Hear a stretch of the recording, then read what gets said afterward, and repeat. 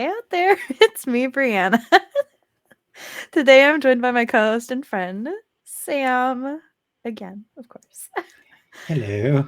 I'm just giggling because the intro. So the intro. This is the first time that we've had the intro actually play. I know when audience is watching, I have edited the intro into the existing episodes, but this is our first time listening to it before recording.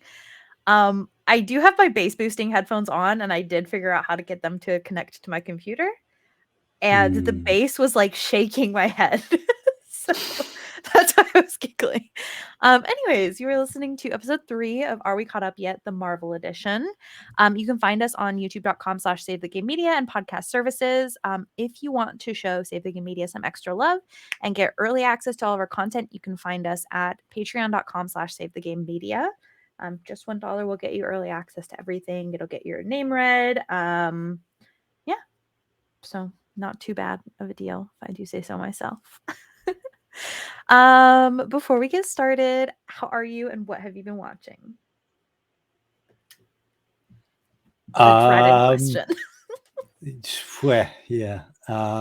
Not be candid with the audience. Not great. There have been a few issues that have arisen with my back, with the recovery from my spinal surgery, and it's sort of causing me ongoing grief. But it's nothing that I'm unfamiliar with. It's something that I've lived with for many years. It's just a different form of pain currently. So working my way through that. But other than that, good overall. Relatively high spirits, all things considered. What have I been watching? Again, it's not that much, to be honest. I've been busy and sort of incapacitated, so I haven't really. Well, I've been either busy or incapacitated, not both at the same time, because that's a paradox. But I have, the only thing I have watched is I caught up on the episodes that have currently been released of the Mandalorian, which is 3 episodes as of at the time of recording. Obviously there'll probably be 1 or 2 or 3 or 4 or however many more whenever this goes live. But really enjoying it. I think it's the best season yet. It's unfortunate that the viewership seems to have dropped drastically for some reason. I think the quality is incredibly high, although I've enjoyed the other 2 seasons as well. But this season just has really sort of stepped up its game, really, in my opinion. And then something I'm going to watch again, day of recording, the UK premiere of the last season of Succession started. So That's what I was just about to ask you out. So I saw that. I haven't seen it yet, but I will be at some point within the next 24 hours watching that first premiere episode. I've heard very good things, which is, again, what I would expect from Succession. I'm very sad that it's the last season, but I guess, go out whilst you're on a high. So how are you? What have you been watching? I am doing well. I could use a little bit more sleep, but I think that's pretty usual for me. Honestly, I don't think I would really know what to do with myself if I was well rested. So oh well. What have I been watching? I'm mostly watching anime if I'm watching anything at all. I've been mostly playing video games this week or working.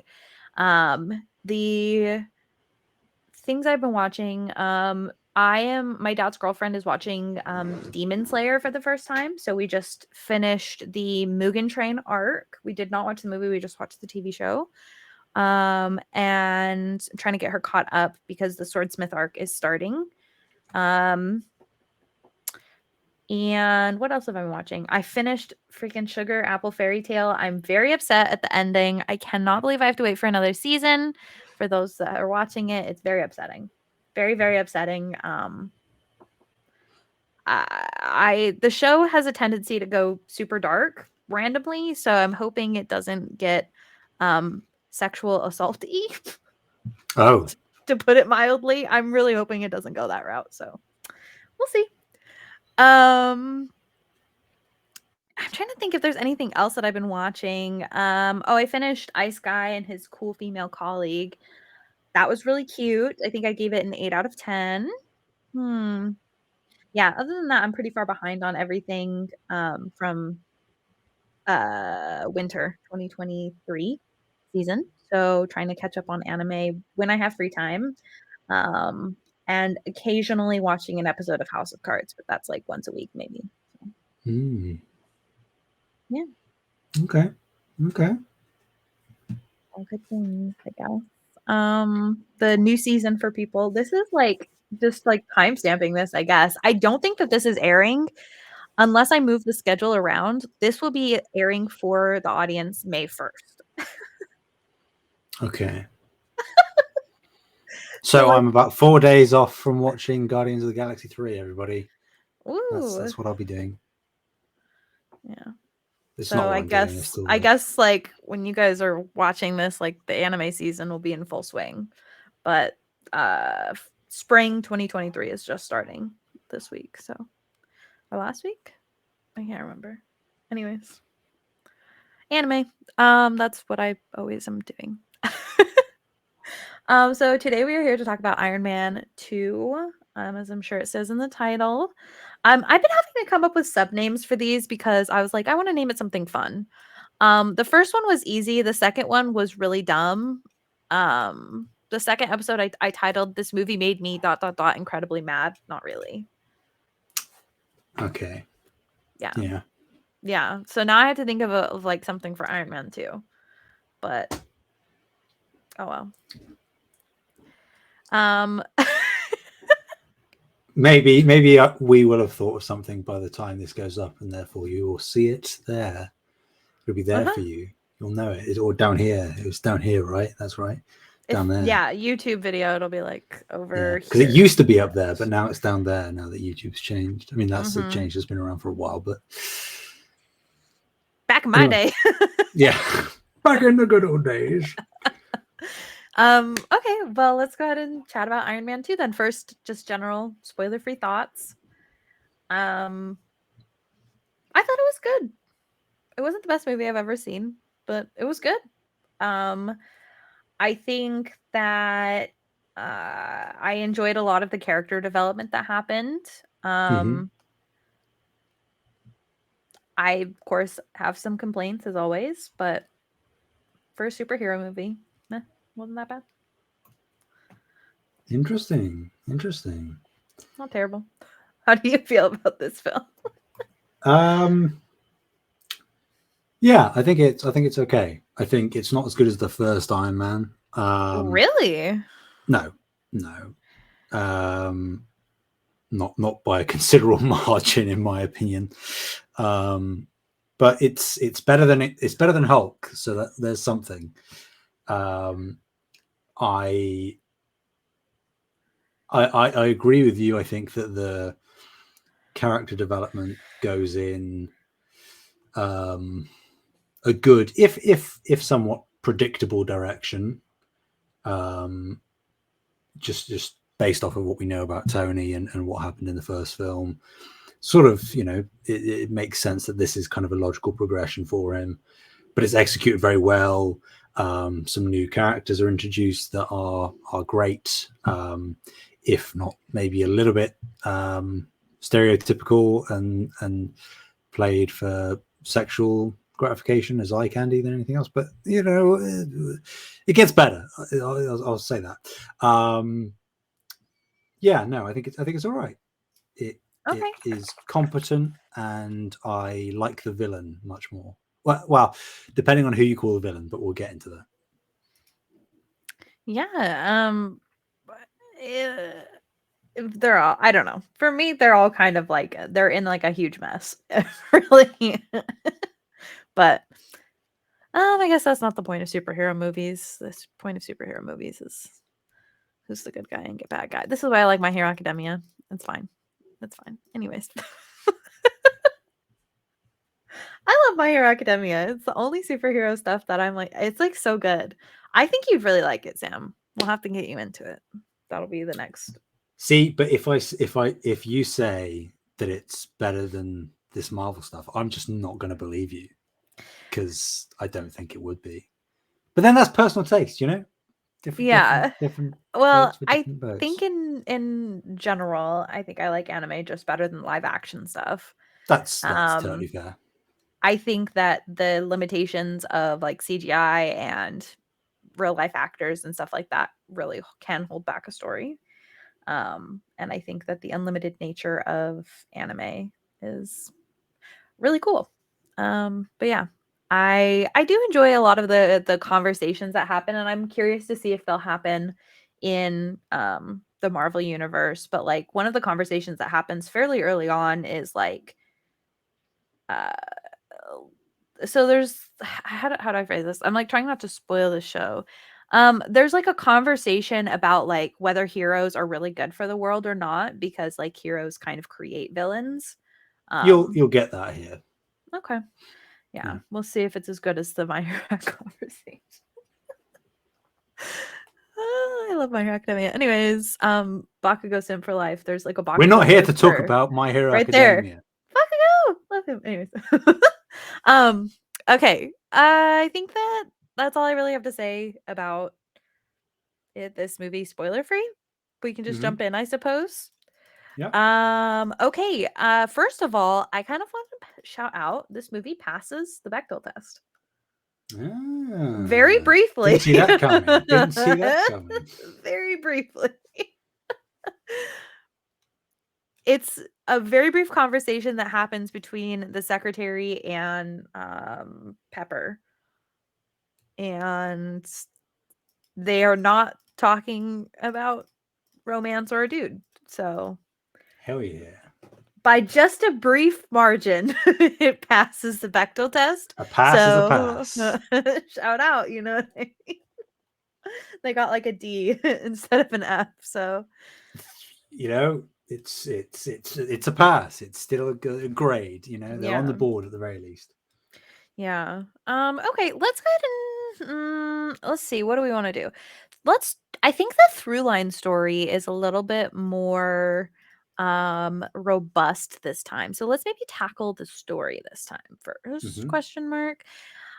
Story and characters. Okay, what do we want to talk about? I'm actually surprised in the way that Tony developed because it felt like he almost like lapsed back into his old habits, but not fully. Hmm. And I guess that like it makes sense because you can't really change overnight like that.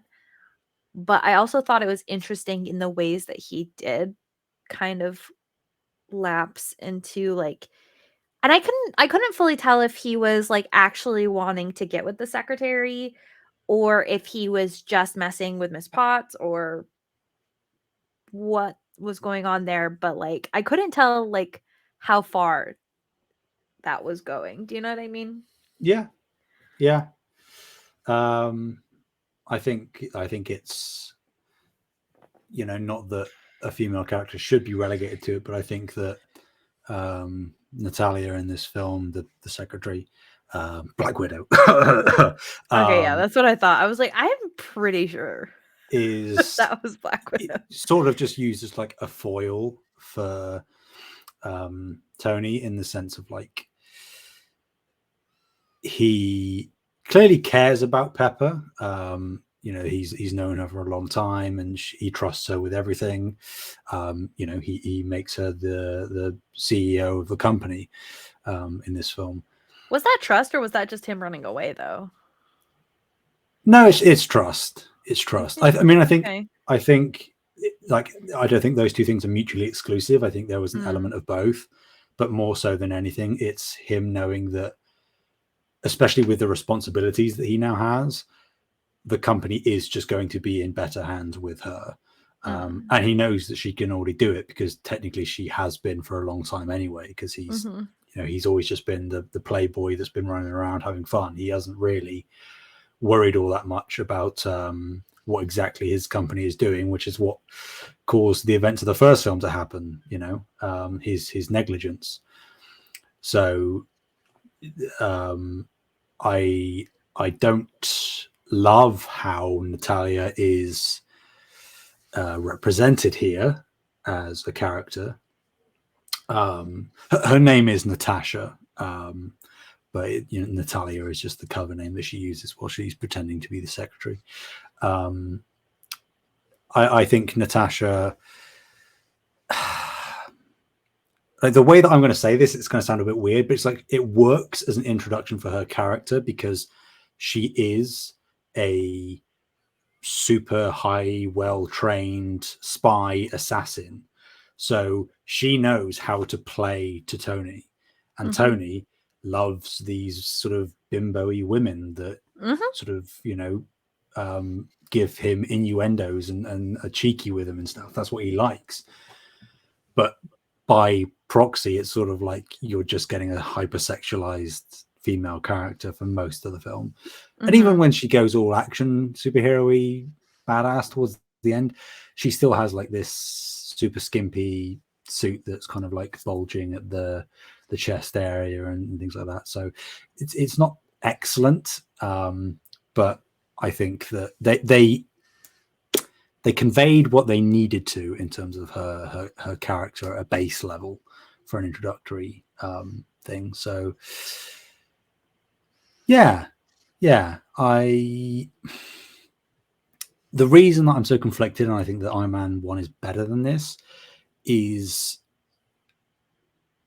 in terms of a story, it's kind of like trying to do two things at once because you have this like revenge story with Ivan, but then you also have this competitor with Justin Hammer, and they're kind of like smushing together. And as much as Ivan and Justin are kind of working together, it just doesn't mesh for me the Mhm. way that I think they wanted it to. It kind of feels like they took two separate villains from two different types of film and Mhm. put them together. Because I think that Justin played excellently by Sam Rockwell, might I say. Um, he would have worked so much better as the same character that he was playing, very in over his head and very cocky and bravado-y and cheesy, corny even. But I think it would have maybe worked more in like almost like a thriller, um, like a psychological thrillery type thing. I think he is far more of a he could be far more of a better sort of what's the words, villain of the mind, Mhm. the idea that he represents, the idea that there is this other person who is a tech genius of a sort that could come along and theoretically replace Tony when he is in a spot where he thinks he is irreplaceable and therefore untouchable. I think that there's something there that could be really interesting. Um, Obviously, he Justin Hammer is incompetent at the end of the day, but I still think that there's something there, especially again if we're talking about character development for Tony, that just isn't quite capitalized on, Mhm. which is a shame. But Yeah, I think that they were almost trying to show like a mirror image of Tony, but exactly, yeah, instead of exactly. like actually mirroring him in a way that like would have worked, they kind of like flipped it. And I think that it would have been much better if he was competent in the same way Tony was, because then the character development would have been, well, Tony's seeing a reflection of himself, so how can he fight the reflection? He has to change, right? Mm-hmm. Versus like he just kind of wins because this guy is in over his head and dumb. Yeah, So I yeah, think that would have been a better development in my opinion. yeah. It's a shame, and I think Ivan just doesn't really bring all that much. And at the end, like it's especially bad because like the last fight is basically just a copy of the final bad guy from the first Iron Man film, but this time this guy has like whips as well, but it's still just a big metal suit. I was like, how do Um, I get one of those? Because that's cool. I mean, it's cool, but it's just unfortunate that they're just kind of like retreading the same ground again. If we're talking about like a cerebral villain, that would have been far more interesting and compelling to me, I think, than just another guy in a big metal suit. Yeah, and I Um, think there was a lot lost there with like the subplot with like Tony's father and like the way that he affected like Ivan's family. yeah, I think they yeah, kind of glazed over that. Like I think they had like the makings of some really good themes and some really in-depth story, but they kind of just glazed over everything and just didn't really get across anything that they actually needed to. Hmm. Yeah, but I mean, you know, it is technically going to be a thing that you will see not a lot of, but consistently or relatively consistently going forward with these Marvel projects, where you will get, it is very much like an episodic soap or a TV show where you aren't necessarily getting fully complete arcs or storylines or through lines or whatever Mhm. within each individual project, but lots of seeds or breadcrumbs are being left that help build towards something across multiple projects. And obviously, that is both meant to keep viewer engagement from project to project, which has seemingly worked for the majority of people. But at the same time, it can be an off-putting factor where if there are some people who do just want to go into a film um, and experience this fully complete story that ties up pretty much all the loose ends by the end of it, you're not really going to find that with most Marvel things. And I think that is an important thing to keep in mind. It's kind of like a well-known fact at this point. I think most people are aware of how the MCU operates, and what you're sort of getting yourself in for. Should you decide to try and watch something, like going to watch the fourth Avengers film first and thinking like, I'm going to have a really good time and I'm going to get a complete experience. It's like, well, you are, but you're going to miss out on pretty much all the context that you need. You're going to have no idea who any of these characters are because they aren't being introduced in this film. They are returning from prior titles. Um, so it's a double-edged sword. Like, do I wish that some Marvel things were more complete and sort of not necessarily stand alone, but could stand on their own without anything else to sort of bolster them and make them better, of course. But that's just sort of the nature of the beast, really, in this regard. Um, and it's only going to get worse because That's everything great. feeds into everything in Marvel. So you better be keeping notes, Bree. That's what I'm I saying. am not keeping notes. Oh boy, I'm gonna, that's why I'm gonna here. That's be why I'm here. yeah. It's like I'm gonna be so honest. I'm not even gonna pretend I was keeping notes. Sometimes I do keep notes, but I have not been keeping notes for this. That's So, okay. okay. Is there any other characters that you wanted to touch on? There's like Nick Fury, there's Agent Coulson again. Mm-hmm. There's Rhodey. Recast, as we were speaking about last week or the week Yeah, before, whenever we were talking about being recast. 2 weeks ago. Yeah. This is the guy I mentioned. This is the guy I was referring to. And this is your roadie going forwards. He has stuck around this version. Do you Um, like this version? I do, I do. Okay. I think in terms of like charm, I think the Terrence Howard, the actor from the first Iron Man, maybe has hit this version beat. Yeah. Because he was just more personable, I think, in the first film. Yeah. But in terms of the still spoiler free, obviously, what I'm about to say, but the journey that Rhodey goes on henceforth, I think that this actor handles it and could have handled it better than the guy from the first film could have.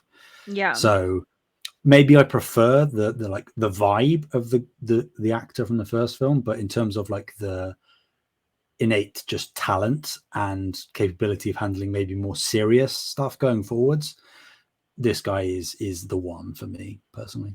Yeah. I feel like I like this one better. Hmm. Because although, like, the first actor had, like you're saying, like, a lot of that charm and swag, I feel like it was just another reflection of Tony, and we don't Yeah, need, like, 10 reflections of Tony. We need, like, people that are around him to, like, push him to change and be a different person, and I think yeah, that, like, this actor, like, the way that that Rhodey was portrayed in this movie, at least, um, it felt like he was a lot more of, like, an equal, and I think it was also partially because of the way that the story is developing, but I also think it's, like, because of that lack of, like, overly, like, over swag, over yeah. confidence. that kind of thing. So. And also like the fact that here Rhodey is far more of like a straight man. Like he's very much a military guy. He doesn't like messing around. Whereas in the first film, he was still like chastising Tony a lot, but then he was also partaking in funny, you know, stuff that he probably shouldn't be doing.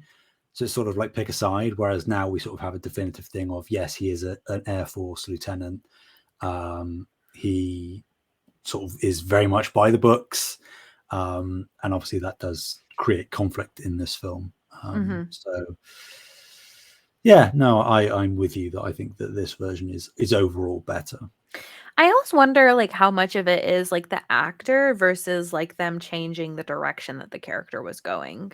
And I I think don't it's a know, bit of like, both. yeah, for Yeah, sure. But I don't think all I was saying is like I don't think that we'll ever have like a true answer of like how much it was like the actor versus like the character it changing. But was the intention to have Rhodey go in this kind of direction from the get go.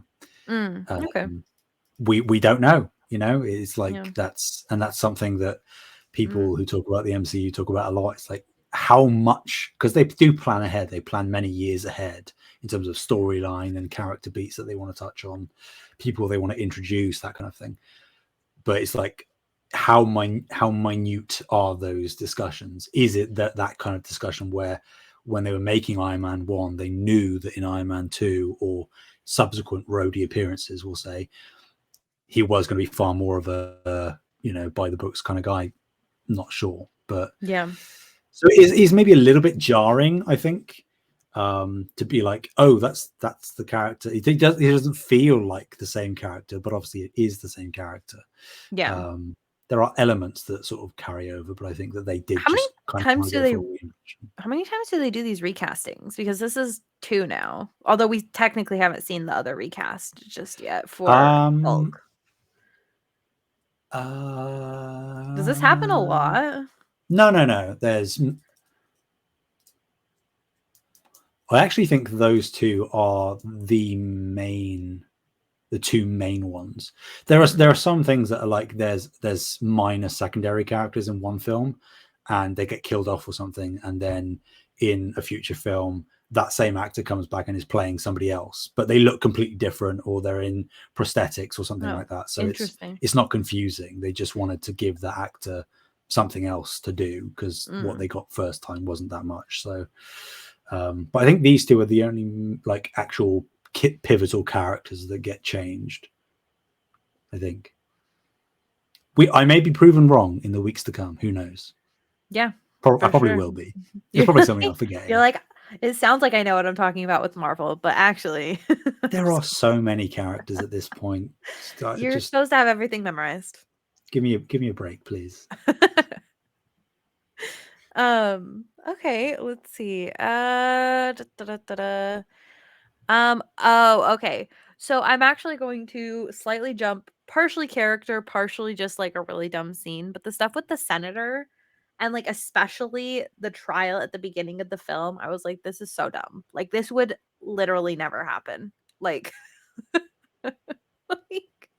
like, that kind of thing wouldn't happen because like the judge would be like, shut up. Like you're in contempt of the court. Don't just talk. Like For Tony, you mean?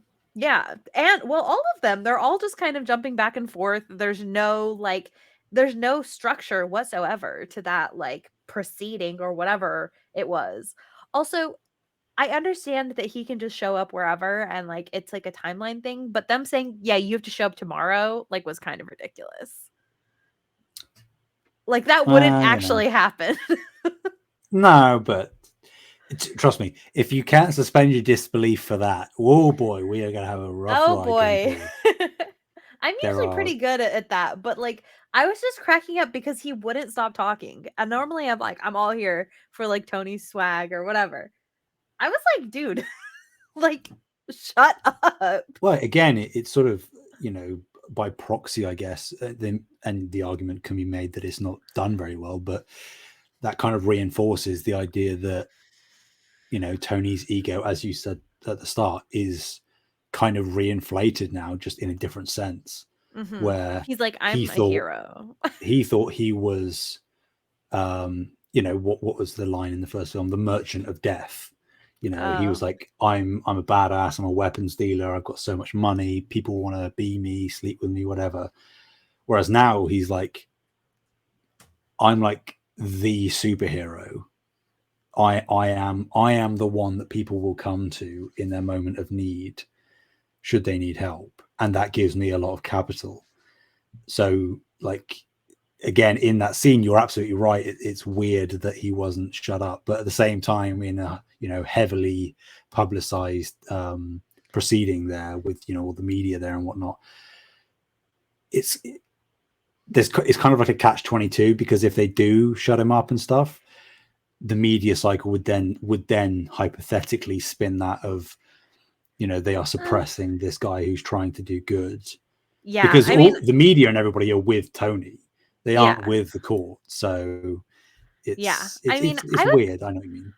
I would argue that we're almost like, obviously it's not like any sort of like superhero thing, but I would say that we're like seeing as close as we can get to that, like in like trial right now with like the TikTok stuff, where they were interrupting him and like they wouldn't let him talk. And if he tried to talk, they would like reclaiming my time. Like, so like I would say that like we're seeing something similar where like I feel like the media for the most part is on the side of TikTok for the most part.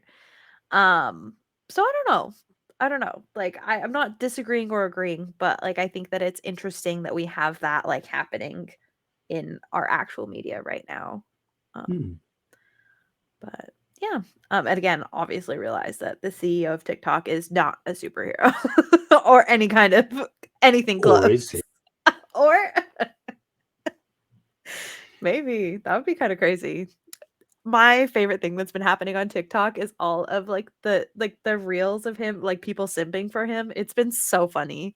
It's been so funny. Like everybody's on TikTok is like, we could be worried about TikTok being shut down, but instead we're just thirsting over this CEO. And that's been cracking me up.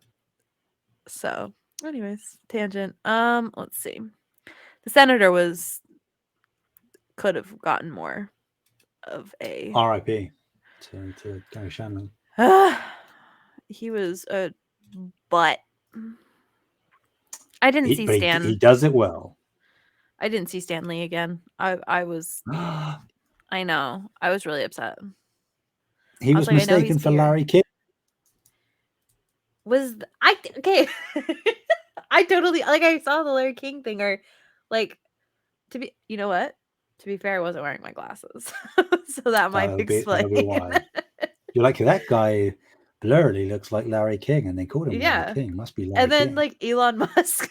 What the That was in fact Elon Musk. Yes. Oh, I know his crusty, dusty ass.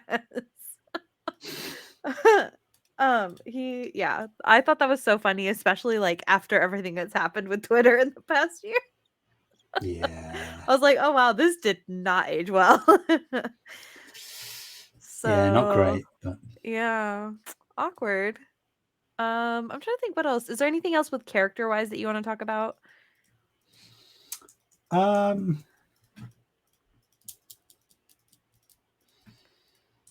I don't really think so. I think Okay.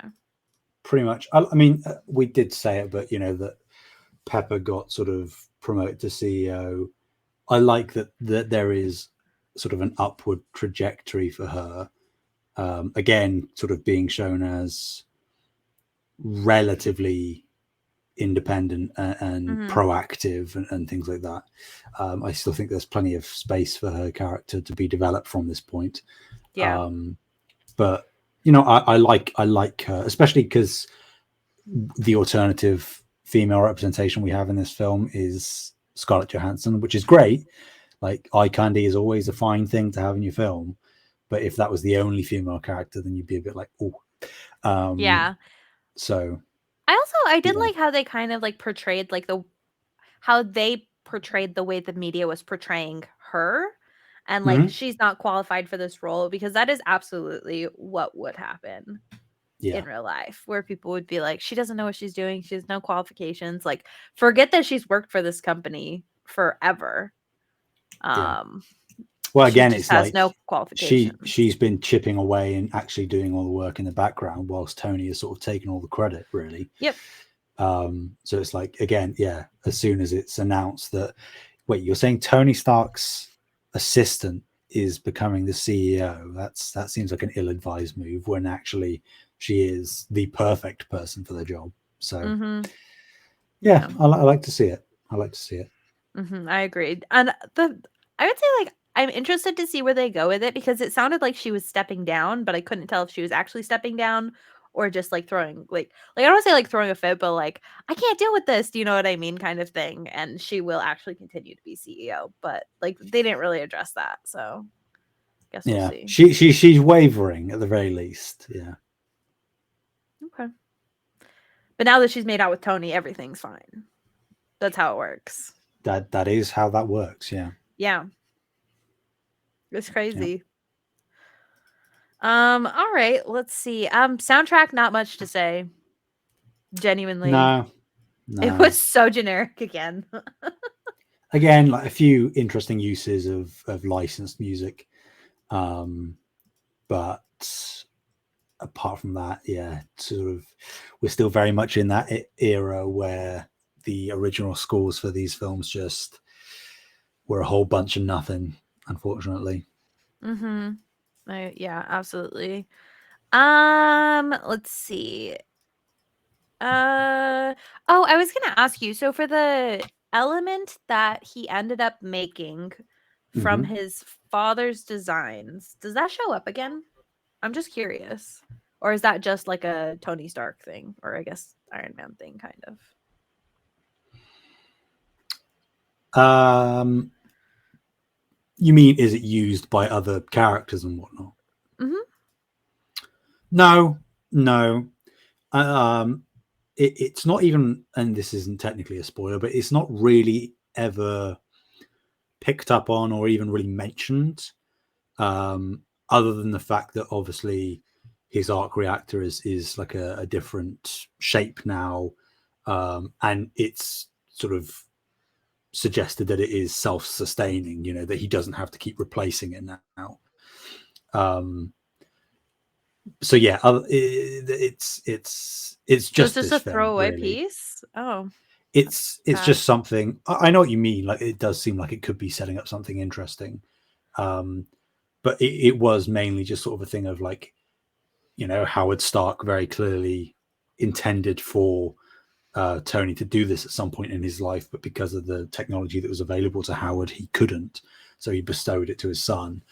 And it just so happens that, again, suspension of disbelief, this element is the perfect thing that will help him power this thing for his Mm-hmm. arc reactor. So it just means it's a way of not only linking um, the concept that Tony believed his father was very dismissive and absent, which he was in a sense, but it wasn't out of neglect. It was out of a desire to give Tony the best opportunities, the best chance in life, the best tools that he himself could then use when he grew up. Um, no parent is perfect. No parenting method is perfect. And there are lots of issues with Howard and the way that he raised Tony. And Tony is clearly still sort of dealing with some of that, but it kind of acts as a plot device to exemplify that Howard did really care about Tony, even if he didn't show it. And also, it again now means that Tony doesn't have to worry about keeping on replacing the arc reactor, and it won't poison him anymore. Mm, that's good. That's good. Yeah. Speaking of the poison, I was very Mm-hmm. confused by the design of it, and I had mentioned it in like my message to you, but I was trying to figure out because it seemed to be following his veins potentially, but it Yeah. also kind of had like a metal like structure. Specifically, it made me think of the metal bismuth, which I don't know. Like I'm not like not to out myself as like a crystal girly, but I like have this bismuth. It's like a man-made crystal. And it's like got like kind of the same kind of structure that like the poison did, and I was kind of confused by that. Like is it supposed to be because it's like coming from metal, or I think, and I could be wrong. I'm pretty sure it is just like intravenous stuff, where it is just sort of coursing through the veins of his body. Um, but there could have been a conscious effort to make it look almost mechanical in the way that it was spreading, because it does almost look like circuitry at points. kind of, yeah. Um, but I almost wonder, like, because it's I think theoretically a real element that's like poisoning him. I didn't look up the name of it, but I wonder if mhm, that's like what it looks like in real life, like when you see like the structure of it. potentially. Mm. Um, yeah, and Just I'm a random I'm thing not my brain wouldn't not let go certain. of. But whether it's intentional or not, it is fun in a way that there are those sort of visual comparisons that you can draw. Mhm. Even if it was entirely unintentional, it's still like that is Yeah. interesting that it does kind of look like metalwork going on there that's Mhm. poisoning him. Because thematically, that is what's happening. It is Mhm. metalwork that's poisoning him. So um, yeah, interesting point whether it's true or not. Mm. Okay. Cool. I was just curious if you knew because I like I said, my brain wouldn't let go of that for some reason. I was like thinking That's about it the whole time. yeah. Okay. Anything else you want to talk about theme wise or story wise? I think I want to do the through line stuff last. Okay. Um,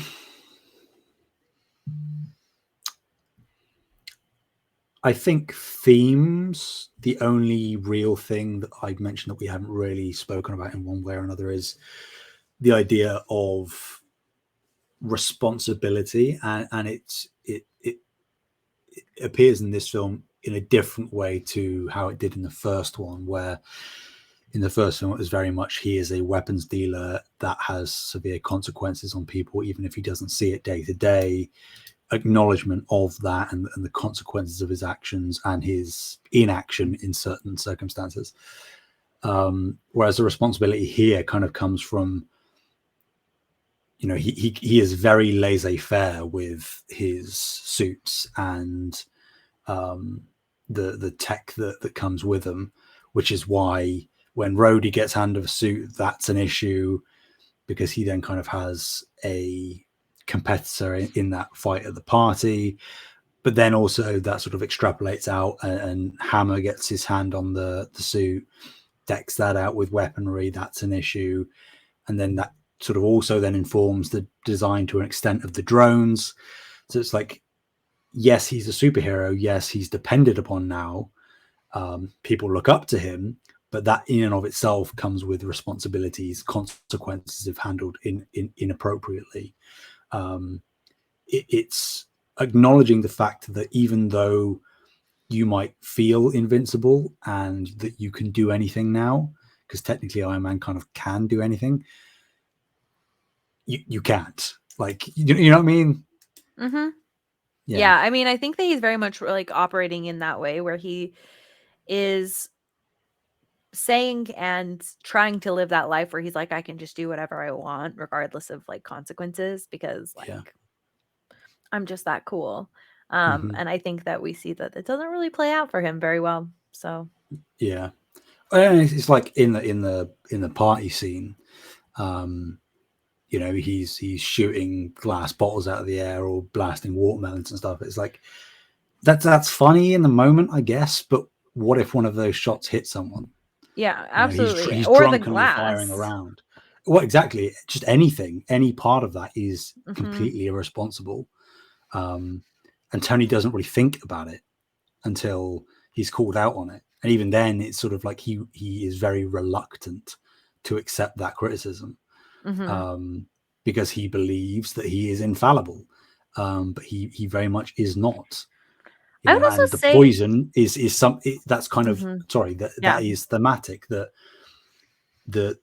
not only is the metalwork literally poisoning him, but the fact that he is Iron Man now, and what the weight that carries, that is also poisoning him.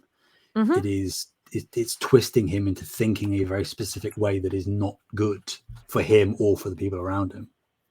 That's exactly what I was going to say is like I think that it's also partially like his whole thing of like I'm going to die, so like what does it matter? Mm-hmm. Um, Yeah. Which oh, that's relatable. It's like I get it to an extent. If you do feel that there's no way that you can cure this thing, and you're on your way out, I don't think anybody would believe, as long as you're not harming anybody else, that you just want to do what you want to do and have fun. And maybe that does involve being reckless from time to time. But you know, Tony sort of needs to keep himself in check and realize that even if he was going to die, there is still good that he can do. So, he created this element, which, even though it technically isn't, that is something that could be like you've given something to the world now, that this is this self-sustaining energy kind of thing. It's like mm-hmm. that has a lot of possibilities for people. So it's there's stuff, even if it's not picked up on. Spoilers, sorry. Yeah, no, I get it. So I did just look it up just because I was curious. So palladium, um, is actually in jewelry. It's an alternative to platinum in alloys called white gold.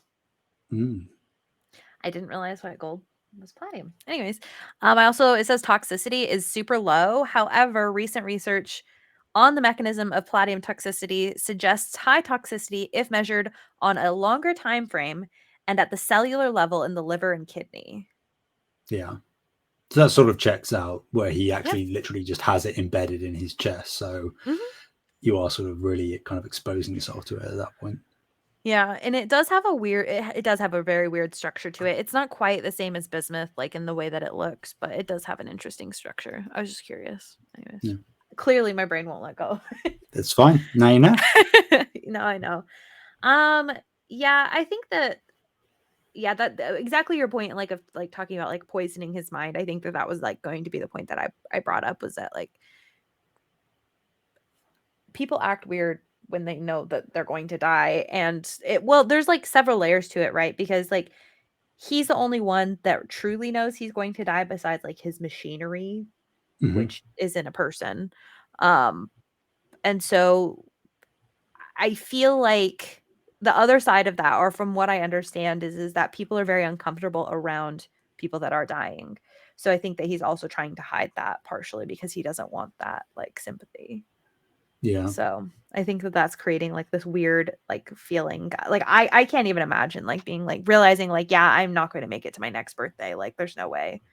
Mm-hmm. Like I don't know how I would and, handle and that. also and also just from like a a comics perspective, not that I'll have too many of these insights necessarily as we go forward, but Tony is very famous for continually struggling with alcoholism in the comics.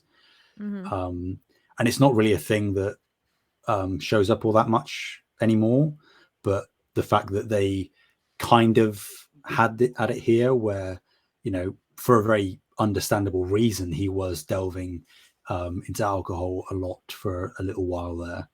Hmm. um, it's like he's a person too. He's Hmm. just a regular dude at the end of the day. Yeah. Everybody has their struggles, so it's everyone's got demons. Hmm. Absolutely. It's just The that one thing, Tony's unfortunately come back to haunt him too often. yes. One thing I will say that like I think if it I would be so upset was like the fact that he got her strawberries and that was like the one thing she's allergic to. Oh, I would be so mad. I forgot about that point until like just like I don't know, a few minutes ago while we were talking, but yeah, I would be really mad. But she Um she she expects that from him. I It's get like, that, but like that's like such a slap to the face to like to for him to be like, "Well, look, I'm trying to make an effort." And it's like, "This is your effort to like give me something that could like kill me?" Like, "Okay, yeah, cool." I mean, it's pathetic, but it's endearingly pathetic, because Ugh. again, it's not ideal, but Pepper will kind of take what she can get from Tony, because Tony says at the end of, she's like, the strawberries are the one thing that on this planet that I'm allergic to. He's like, I knew there was some connection between you and strawberries. It's like, Yes. it's bad. It's not a good look for him at all. But it Yes. it does, on some level, show that he does pay attention when it comes to her in some way, to an extent, which is more than he gives to most people. So Yes. um Okay. So in terms of like character development and like isolated in the story, I totally get it. You're right. Like it is showing like he does listen even if he's not fully listening. Like there's somewhere in the subconscious of his brain that is like kind of picking up this information. He's trying, he wants to be different. I get it. Like I definitely get that like kind of story arc. But if that was like if that happened to my friend and she was like, "Yeah, he finally got me a gift and it was literally strawberries." I would be like, "Dude, don't ever talk to this dude again." I like that would be my advice. Like, do you know what I mean? Like in a real world setting, that would be such a slap to the face. Like but I I don't mean, know. she kind of does that. She is very much done with him at that point. Yeah. And also there's the context of him going there to try to tell her that he cares about her because he knows he's gonna die. So it's That like, was the scrambled eggs moment though. well, sure, but it's like there's still that element to it, Yeah, I get it. He's which is trying only and it's beneficial to sweet us and as it's viewers, cute. but still. It's cute that he's trying and like obviously like at the end of the day that's all you can like really ask for, I guess, but I don't know. I think it's worth pointing out that he's kind of a jerk. I'm sure he'll do better in future. Maybe. Maybe. Okay. What else? Okay, let's talk about the through line stuff. I'm gonna talk about what I noticed and then you can like help out here. So there was a note about New Mexico. Then we saw at the very end, like the post-credit scenes. I believe that was New Mexico. And then there was a hammer. Obviously that's Thor's hammer. I have to say I'm really looking forward to watching Thor because I love mythology. Like I love mythology. It's the Mm. like one thing quote unquote history wise that I even kind of pay attention to. So um I am fairly well versed in several kinds of mythology. So very much looking forward to it. You Um into Norse mythology? I'm into Norse mythology, I'm into Greek mythology, and I'm into like I can't remember what they technically call it, but essentially Irish, like the old like Gaelic. Sort of Gaelic, sort of. Yeah. Yeah. Yeah. Okay. Yep. Mm, Those are the ones that I mostly pay attention to. I do know a little bit of Japanese mythology, but that's just tangentially related to watching lots of anime. Um, fair. so yeah, I do love mythology, so I'm very excited about that. So that's Thor's hammer. I think that that's the New Mexico thread, if I'm correct. And then there's obviously Black Widow, Mhm. which I was really proud of myself that I caught on to that because I was like, she looks really familiar. But did you cotton onto it before she started doing all of the ninja stuff? Yes. Okay. It was like just before the meeting with Nick Fury though. Like it wasn't much before that. Okay. Well, Where I so was like it and it was more of just like it wasn't that I identified her as Black Widow before then. That was the final piece that kind of made me realize, oh, this is for sure Black Widow. It was kind of just like eating at my brain where I'm like, she looks really familiar. Like I really feel like she's a Marvel character. Is she something else? Is she just an Iron Man? I don't know. And so my brain was kind of like thinking, like I was like sitting and thinking about it. And then I was like, as soon as I saw her, like with Nick Fury, I was like, oh, that's Black Widow for sure. yeah. Um, let's see. What else is there through line? Oh, there's the Captain America shield prototype. I believe it's a prototype at Oh, least. Um, that he uses as a leveler. typical. Yeah, I thought that was a really funny moment. And I think that that means we'll probably see his father in the Captain America film. That's like takes place like back in time when he would be alive. That's my assumption at least. Oh, okay. I think that's everything that I noticed in terms of through line. Yeah, I think and obviously tangentially you kind of said it, but like the continuation of Nick Fury sort of being Mm, trying mhm. to get Tony in line, in shape, ready for this ambiguous thing that nobody knows what it is. Um, I did actually have a question because in this timeline, it doesn't make sense for like the way that he goes to talk to Hulk at the ending of Hulk doesn't yeah, make sense with the timeline. especially when he's like, I'm not gonna work for you. I'm just like, and then they're like, well, you can be a consultant if you want. Like, it doesn't Chronology make is sense. is is kind of iffy in this spot. I would Okay. say that we're doing release order. Obviously, I would Yes. say actually chronology. Hulk would come after this point. Okay. Um, That was kind of my so question because I was like, this yeah, there doesn't is that little really. disconnect there. Yeah. Yeah. Okay. I'm glad that you said that because I was like, this doesn't make sense. Okay. I think that is everything in terms of that. There are a couple. There's one more through line, and I'm going to Okay. be I'm going to be very mysterious here. Okay. I, I'm not going to tell you what the through line is. Okay. Okay, but it is almost a blinking you'll miss it moment. But I'm just pointing it out. I'm, setting the thing in the sand here, so that we can refer back to it maybe in the future. Who knows? Okay. But at the expo, when all the drones are starting to go crazy and they're shooting at people and stuff like that, Tony drops down in the nick of time, and he saves a little kid wearing an Iron Man mask. That was really cute. Yeah. Yeah, that's all I'm going to say. Is that Spider-Man? I I'm not going to tell you what it is. I'm just That's my saying guess. That's my guess. that's your guess. It's Okay. Spider-Man. Yeah, Okay. that's my guess. We'll Because see. they seem to have some sort of like pretty how would you say it? Like they seem to have a connection in the later films. Not that I really understand. Like this is what I'm saying is like I have like a little bit of knowledge here and there. So I think that like Iron Man and Spider-Man have like some sort of connection later on. But that's my assumption. Anyways. Um my very educated guess. Okay. Not educated at all. We'll see. We'll see Yeah, what we happens. shall see in a while, a very long while. But okay, so I am going to assume based on your words earlier that your ranking is Iron Man 1, then 2, then Hulk. That would be correct. Yes. Okay. I would say Iron Man 1 and 2 are almost equal to me. Like I Yeah, don't and really there's think plenty of merits to this film. Like it is very, very so. competent. What makes Iron Man 1 get the edge over 2 for you? I think the disconnect between the sort of vibe and the motivation of the two villains is always irked me. In the sense that Justin Hammer never really wants to kill Tony. He just wants to Mhm. be better than him. Mhm. And it's so obvious that Ivan wants to kill Tony. So it's like I don't understand why Justin would continue to work with Ivan. Even if he's like, Yeah. oh well, if Tony did die, then he'd be out of the way and it would just be me. Well, He do you think it's doesn't like that come he thinks he across can as. control him?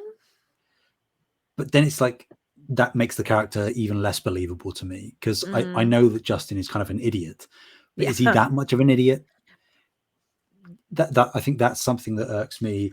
I also kind of, as much as I love the character development in this, I just kind of think that overall, like the umbrella arc of Iron Man 1 is more compelling to me.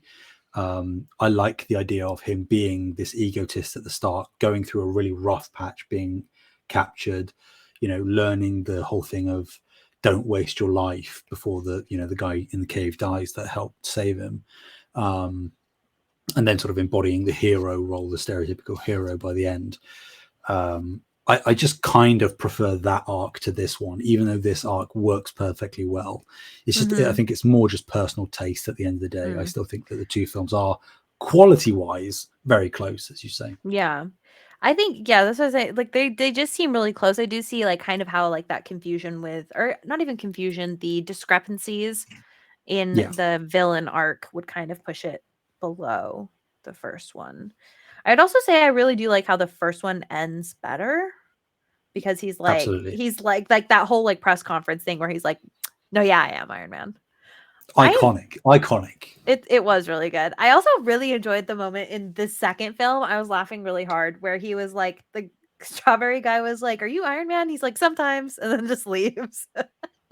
Yeah. Like, what an answer. It's true. It's like Yeah, it's, completely true, he's but right. Yeah. like that was more of like a yes or no question, not like a sometimes. That's just how he operates. Right. Yeah. It was that one. That line did got that got me good. Done got me. Um. Okay. Well, I think that is. I think we've covered everything. Yes. I don't see anything else here. Okay. Well. Thank you so much for everybody for taking the time to hang out with us today. Special shout out to our current patrons because they are super awesome.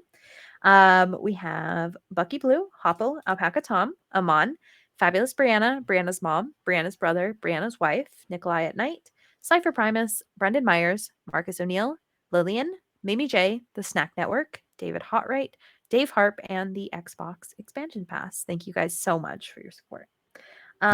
Before we go, where can people find you? People can find me on Twitter at Sam Heaney. That's Heaney.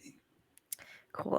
And people can find me at Fabulous Breanna. That's FABULISTBREANNA. And And it's do you know what's Breanna. next? Do you know what's next, Brie? I think Thor. You would be correct. It is indeed Thor. Is that what you were asking me? Okay. Yeah, I was Okay. just seeing whether you knew what was coming up next. Yeah, I'm You gonna know, be the honest with you. next I installment of had this the podcast. list not in front of me, but I saw the list earlier. So Fair enough. Yeah. and also I So you think I don't would have have. long to wait for this mythology stuff, you know? I know. Okay. I really like. I think this is like the one subsection, especially because I've seen some of the stuff with like the Loki TV show. Um, I My have lips a are sealed. suspicion. I have a suspicion I will be simping. For Um, Loki. Probably, yeah. Not in the first film though. Like later. Oh, I don't We'll know. see. We'll see. We'll see. We'll see. Also, cool fact. My nephew dog is named Loki. My Oh, brother's dog is Loki. So there you go. yeah. True story. Anyways. All right, we'll let you guys go, but thanks for hanging out with us. We will see you kind of in 2 weeks, kind of in like a month. Yeah. Bye. Bye.